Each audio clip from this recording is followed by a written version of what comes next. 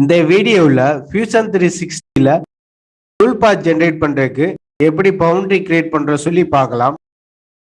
Example 2D contour tool பாத் போகிறோம். Tool பாத் generate பண்ணுறதுக்கு என்ன டூல் ரன் பண்ணுறோமோ அந்த டூலை செலக்ட் பண்ணிக்க வேண்டியதுதான்.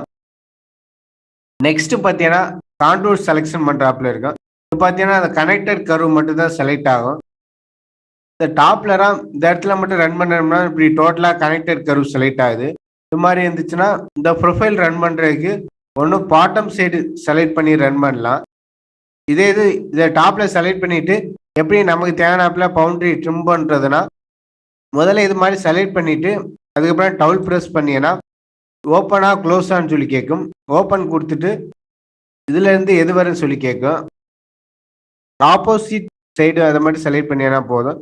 அதுக்குள்ள வந்துடும். அப்புறம் ப்ளஸ் பண்ணினா போதும். இது மாதிரி ஓப்பன் கர்வ் வேணும்னா ஜென்ரேட் பண்ணிக்கலாம். இப்போ டூல் பாத் ஜென்ரேட் பண்ணினா இதுக்குள்ள மட்டும்தான் ரன் ஆகும். இதே மாதிரி தான் இந்த ப்ரொஃபைலில் ரன் பண்ணாலும் சேம் தான். எந்த கர்வாக இருந்தாலும் இப்படி ஃபுல்லாக தான் கனெக்ட் ஆகும். கனெக்ட் ஆன பின்னாடி அது டவுல் ப்ரெஸ்ஸை பண்ணிவிட்டு இல்லை க்ளோஸ் வச்சுருந்தீங்கன்னா க்ளோஸாக மட்டும்தான் ஆகும். ஓப்பன் கொடுத்தீங்கன்னா இப்படி ஓப்பனாக கொடுத்தீங்கன்னா இதுக்குள்ள மட்டும்தான் டூல் பாத் ஜென்ரேட் ஆகும். இது மாதிரி ஓப்பன் கர்வ் வேணாலும் ஜென்ரேட் பண்ணிக்கலாம். இப்போ டூல் பாத் ஜென்ரேட் பண்ணோம்னா இது மாதிரி ஓப்பன் கர்வ் செலக்ட் பண்ணதுனால இந்த சைடு மட்டும் ரன் ஆயிருக்கு. இது மாதிரி நம்ம பவுண்டரி வேணா நமக்கு ரெக்யூர்மெண்ட்டுக்கு ஏற்றாப்புல ட்ரிம் பண்ணிக்கலாம். இதே டூல் பாத்தில் போனீங்கன்னா எடிட் பண்ணுறோம். வந்து பார்த்தீங்கன்னா பாட்டம் செலக்ட் பண்ணால் இந்த ஓப்பனாக தான் செலக்ட் ஆகுது. இந்த க்ளோஸாக வேணும் அப்படின்னா அதை டவுல் ப்ரெஸ் பண்ணிங்கன்னா ஓப்பன் காண்டூரை க்ளோஸ் காண்டூர் கொடுத்தீங்கன்னா அதுவே க்ளோஸ் ஆயிரும். இது மாதிரி காண்டூர் வந்து ஓப்பன்ல வேணுமா க்ளோஸ்ல வேணுமான்னு சொல்லி நம்ம கண்ட்ரோல் பண்ணிக்கலாம். நெக்ஸ்ட் பார்த்தீங்கன்னா டாப்ல பார்த்தீங்கன்னா அந்த காண்டூர் செலெக்ஷன் பண்ணும்போது கரெக்டாக செலெக்ஷன் பண்ணணும் எந்த இடத்துல ரன் ஆனும் சொல்லிட்டு. அப்படி இல்லாட்டி இந்த ஸ்டாக் காண்டூர்ல போயிட்டு நமக்கு ஏத்தாப்புல பவுண்டரி செலெக்ஷன் பண்ணிக்கலாம். இப்போ பார்த்தீங்கன்னா இந்த மாடல் உள்ள அவுட்டர் கர்வ் மட்டும் தான் ஜென்ரேட் பண்ண முடியும்.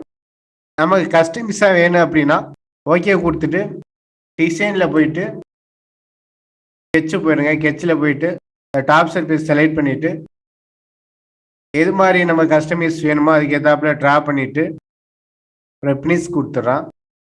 இப்போ வந்து மேனுஃபேக்சரிங்கில் வந்தீங்கன்னா அதே டூல் பாத்தில் போயிட்டு காண்டூரில் போயிட்டு இது ஃபுல்லாக செலக்ட் பண்ணியிருக்கிறான்.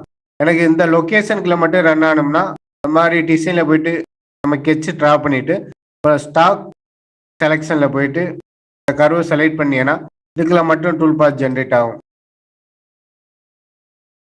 பார்த்தீங்கன்னா இதுக்குள்ள மட்டும் ஜென்ரேட் ஆயிருக்கு. இதில் பார்த்தீங்கன்னா எவ்வளோ டெப்த் ஆகட்டு அது எல்லாமே எனேபிள் பண்ணாமல் இருக்கு.